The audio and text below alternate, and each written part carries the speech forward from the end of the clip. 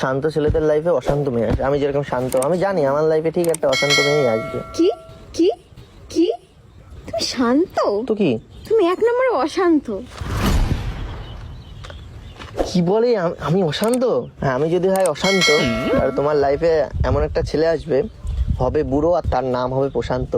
কি? নাম রেখেছি বনলতা যখন দেখেছি। আর বলবে আমাকে অশান্ত? না থাক। তারপর কেউ আবার মানে রোজ ডেতে এত গোলাপের একটা বুকে হয় না, গোলাপ দিয়ে বানাই, হ্যাঁ ওই গোলাপের এনে দেবে বুকে, তারপরে হাত রাখবে বুকে, তারপরে হাত রাখবে বুকে।